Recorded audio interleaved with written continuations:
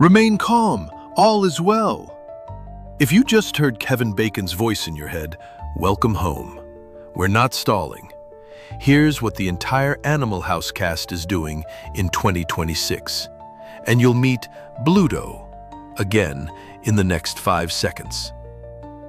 This film didn't just make us laugh. It gave a whole generation permission to be joyfully, unapologetically messy. And the people who brought Faber College to life? Their real stories are even better. I'd love to know, who did you first watch Animal House with? A roommate? A sibling? A friend who couldn't stop quoting Bluto? Those memories are the reason this channel exists. Share yours below. And it starts with the smoothest talker Faber College ever produced. That voice, you know it before you see the face. Smooth, easy, absolutely certain it can talk its way out of anything.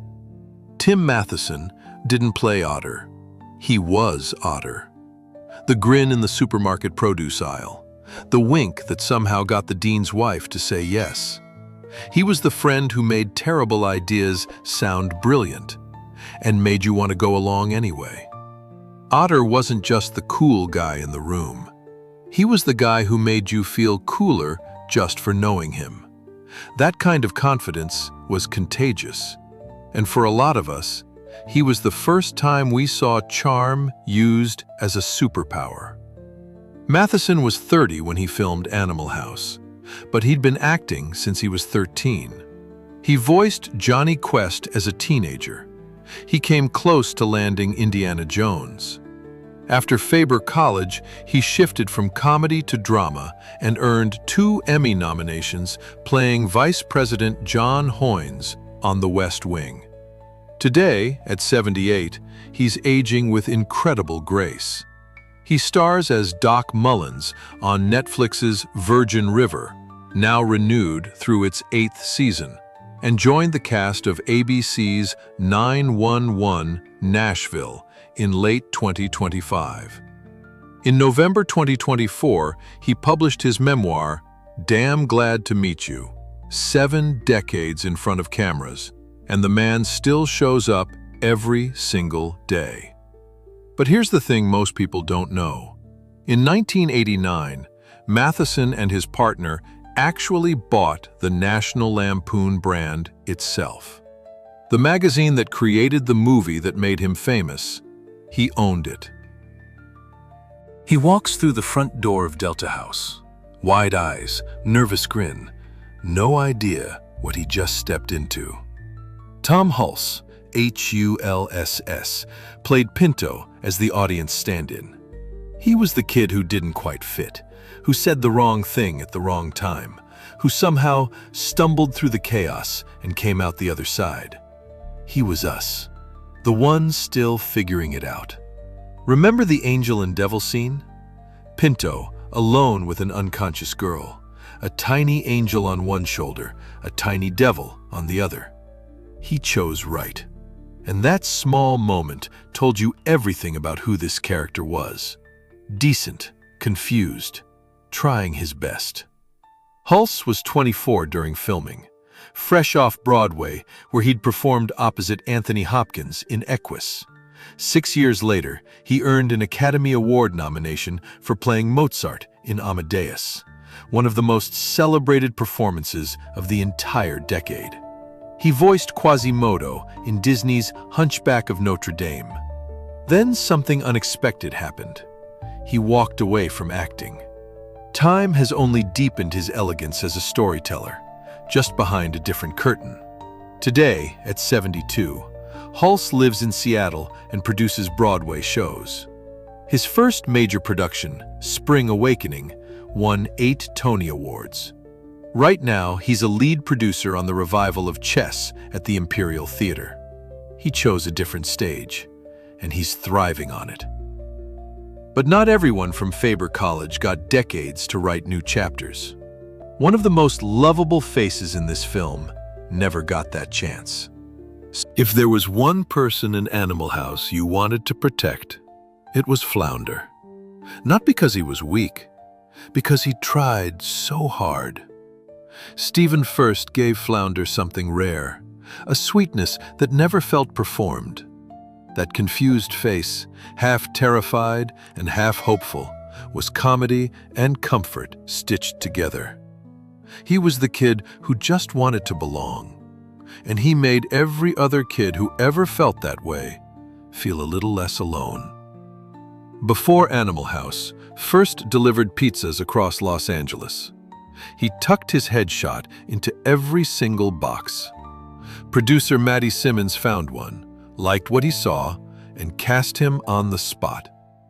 He was 23 years old, and his life changed between one delivery and the next. After Faber College, he became a television fixture. 97 episodes of Saint Elsewhere as Dr. Elliot Axelrod. 110 episodes of Babylon 5 as the beloved Ver Koto. He directed and produced independent films for years. Furst was 63 when he passed away in 2017. He'd lived with diabetes since he was 17. Both his parents had died from the same condition.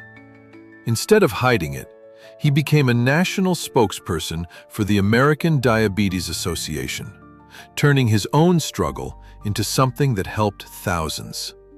His sons Nathan and Griff carry on in the entertainment world today. Every time someone watches that dead horse scene and laughs until they can't breathe, Flounder is still in the room, still trying his best, still making it okay to not be the coolest one there. Now here's a shift. After all that heart, let's talk about the guy you loved to hate. A pledge pin on your uniform. Mark Metcalf made Neidermeyer so despicable that 48 years later, people still shout that line at him in public. The rigid posture, the sadistic grin, that rock uniform worn like armor against fun itself. He was every bully you ever wanted to defy. What most fans don't realize, Metcalf brought that exact fury back years later in Twisted Sister's I Wanna Rock video, playing a screaming teacher so perfectly that a new generation discovered him all over again. He still carries the same spark we remember. Today, at 80, he lives in Milwaukee and still acts on occasion. And the end credits of Animal House? They said Neidermeyer was killed by his own troops in Vietnam. The audience cheered, every single time. Picture a packed fraternity party. Music blasting, beer everywhere. And right in the middle of the chaos stands one person who sees through all of it. Karen Allen played Katie with a calm that cut through every scene she entered. She could love Boone and still know he was a disaster. She never raised her voice. She never needed to. Katie was the conscience of Animal House, the one who proved you could be smart, funny, and unimpressed all at once. For a generation of young women watching, she was something rare on screen. Not the girlfriend, not the prize. The person in the room who actually had it together. Allen was 26 and making her film debut.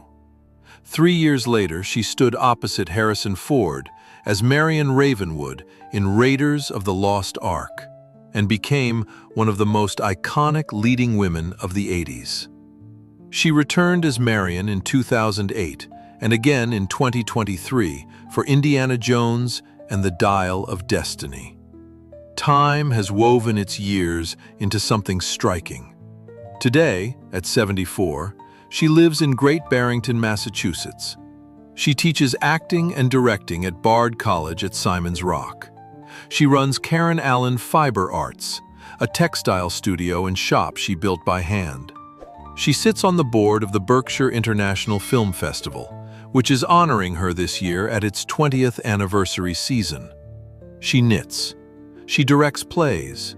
She hikes. She built a life that doesn't need a red carpet, and it suits her perfectly. Every friend group has one. The guy who means well, messes up constantly, and somehow you forgive him every single time. That was Boone. Peter Riegert played him with just enough self-awareness to keep you rooting for him. You could see it in his eyes that he knew he was making bad choices. He just couldn't stop. Boone was the best friend you worried about, the one who always landed on his feet, but you were never sure how. There's a comfort in that, in watching someone stumble and survive. Boone reminded us that you don't have to have it figured out. You just have to keep showing up. Riegert was 30 during filming. Before Animal House, he'd been a school teacher, a waiter, a social worker, trying on lives the way his character tried on excuses. After Faber College, he found his groove. Local Hero earned him an Independent Spirit Award nomination. Crossing Delancey became a beloved romantic comedy. He played Lieutenant Mitch Kellaway in The Mask. He showed up as Assemblyman Zellman in The Sopranos and recurred on Law & Order SVU. Then he surprised everyone. He directed a short film called By Courier, and it was nominated for an Academy Award. More striking now than ever. Today, at 79, he remains active in independent film.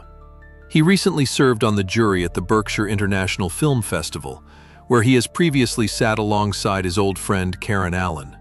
Still working, still choosing projects that matter. But there were other faces at Faber College. Ones you might not think of first, but their stories are worth hearing. Who could forget that window? The pillow fight. The look on Bluto's face pressed against the glass. Mary Louise Weller brought a kind of effortless glamour to Faber College that stopped every scene she entered. But Mandy was more than the beautiful girl. She was the one caught between the life she was supposed to want and the messy freedom she secretly envied. Before acting, Weller was a top fashion model in New York. She wears every year beautifully. After Animal House, she stepped away from Hollywood almost entirely, choosing a life far from cameras. And sometimes, that's the most interesting story of all. If any of these faces just pulled you back to a night you'd forgotten, I'm right there with you. If this channel feels like a place that gets it, stay a while. Some of the best stories are still coming. In 1978, Martha Smith was 25. She'd already been Playboy's Playmate of the Month. But Animal House proved she was far more than a photograph. Babs was prim, proper, and hilariously oblivious to the mayhem erupting around her. She was the Omega world's true believer, so committed to appearances that the cracks became the comedy. After Faber College, Smith landed a role that lasted 4 seasons. Francine Desmond on Scarecrow and Mrs. King. 88 episodes alongside Bruce Boxleitner. She followed that with a run on Days of Our Lives. Then she made a choice that surprised everyone. She left acting entirely and built a real estate career in Beverly Hills. 3 different lives, 3 different kinds of success. Not every story needs an encore. Some find their final act off stage. Every rebellion needs something to rebel against.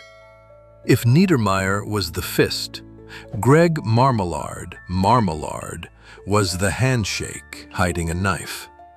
James Daughton played him with a smile that never quite reached his eyes. The fraternity president who needed Delta House destroyed because those guys had something he never would. Freedom, real friendships, the ability to not care what anyone thought. Daughton acted through the 80s and 90s, with his last credited role in 2002. After that, he stepped away from the industry entirely. No farewell tour, no comeback attempt. He simply chose a life that didn't need an audience. And the end credits of Animal House gave Marmalard the perfect fate. He became a Nixon White House aide. Some jokes write themselves. There's a professor from Faber College we haven't talked about yet, and the story that followed him might be the most remarkable one in this entire video. Close your eyes for a second. A lecture hall at Faber College. A tall, lanky figure leaning back in his chair, barely interested in his own lesson, asking his students to consider whether the romantics were relevant. Nobody answered. Everybody watched.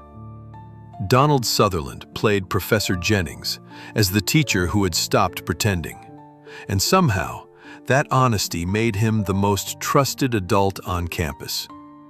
He didn't lecture, he confessed, and that made students lean in. Jennings was the grown-up who admitted the world was ridiculous. He didn't offer answers, he offered permission to stop looking for them. For viewers who spent their whole lives being told to sit up straight and pay attention, that felt like fresh air. Sutherland was 42 when he showed up on set. He filmed his scenes in just a few days. He never asked for a percentage of the profits. He later called it the biggest financial mistake of his career, given the film earned over $141 million. But the career that followed needed no percentage. MASH, Clute, Ordinary People, Don't Look Now, JFK, 6 Degrees of Separation. And then, decades later, he became President Snow in The Hunger Games, introducing himself to an entirely new generation. 6 decades, over 200 credits, a Primetime Emmy, 2 Golden Globes, and an honorary Academy Award in 2017, because somehow the Academy had never nominated him for a competitive Oscar. Not once. Donald Sutherland left us in June 2024. He was 88. His son Kiefer said it simply. He loved what he did and did what he loved. 60 years of reaching, and he never once stopped. Fat, drunk, and stupid is no way to go through life, son. You just heard it. Right now, in his voice, that deep, measured Canadian growl. John Vernon didn't play Dean Wormer, he inhabited him. Every stern principal you ever sat across from, every boss who made you feel 2 inches tall, every authority figure who confused cruelty with discipline, they all owed something to the way Vernon delivered a single line. What made the performance immortal was something the audience never knew. Director John Landis deliberately kept Vernon unaware of the improvisation happening around him. When Belushi, stuffed pencils up his nose during a lecture, Vernon's reaction wasn't scripted. That shock was real, and real is what the camera loves. Vernon was born in Saskatchewan, Canada, and trained at the Royal Academy of Dramatic Art in London, classmates with Peter O'Toole and Albert Finney. He played the mayor in Dirty Harry. He voiced villains in Batman, the animated series. He was 46 during Animal House, and for years afterward, strangers asked him to record answering machine messages in the Dean's voice. He always said yes. Vernon was 72 when he passed away in 2005, but double secret probation didn't go with him. Every generation discovers it, every generation laughs, and somewhere, a dean is still losing to the kids who refuse to behave. Here's what most people forget about the dean's wife. Verna Bloom was a serious, dramatic actress. She'd worked with Clint Eastwood twice. She'd starred in the landmark counterculture film Medium Cool. Animal House was her first comedy, her very first. And she walked into it and stole scenes from a cast of natural-born comedians. Marion Wormer was the woman trapped behind the perfect facade. The flirtation with Otter in the supermarket, the rebellion hidden under good manners. Bloom played it all with a knowing look that said she'd been waiting for someone to notice.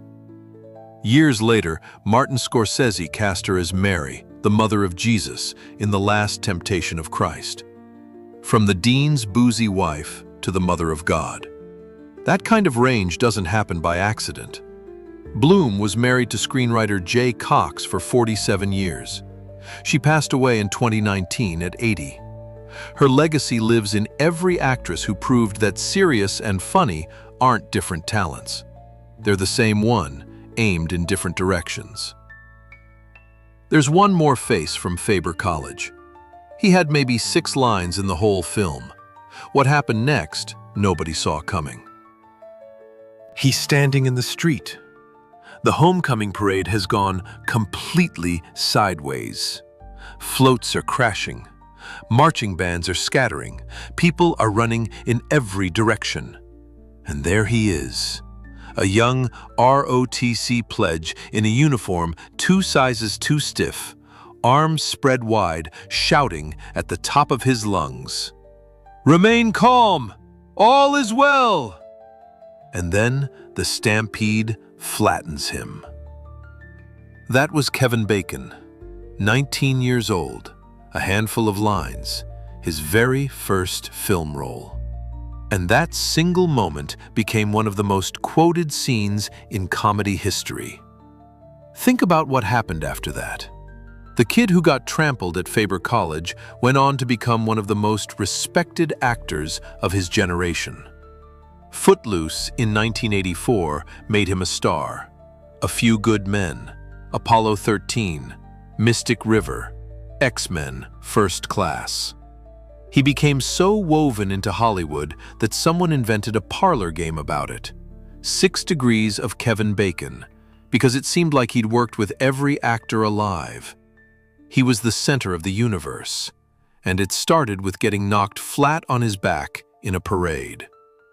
He was 20 when he stood in that street. Today, at 67, he carries his story in every line on his face. He and Kira Sedgwick have been married since 1988. 38 years in an industry that chews through marriages like popcorn. Their daughter Sosie starred in Smile. Their son Travis composes film scores. Last year, the whole family starred together in The Best You Can. And just this past March, Bacon and Sedgwick co-directed Family Movie, a horror comedy featuring all 4 of them, which premiered at SXSW to massive applause. A family that makes movies together, in front of the camera and behind it. He's talked about that first role, about standing in the street in Oregon with no idea what was ahead, about delivering a single joke and hoping someone noticed. Someone did. Everyone did. And the kid who got knocked down at Faber College just kept getting back up. That might be the most Animal House thing of all. But we can't close this story without the face at the center of everything. John Belushi didn't play Bluto. He unleashed him. The raised eyebrow, the stuffed cheeks, the beer can crushed against his forehead while the whole theater roared. He was 29, and he held that film in the palm of his hand. Before Animal House, he'd changed comedy forever on Saturday Night Live. After it, he and Dan Aykroyd, A.K. Royd, created the Blues Brothers, double platinum, cult classic, still beloved today.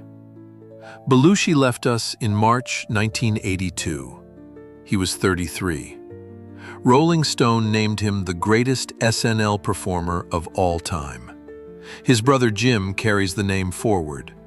New comedians still study his fearlessness. Some people fill a room. He filled an era.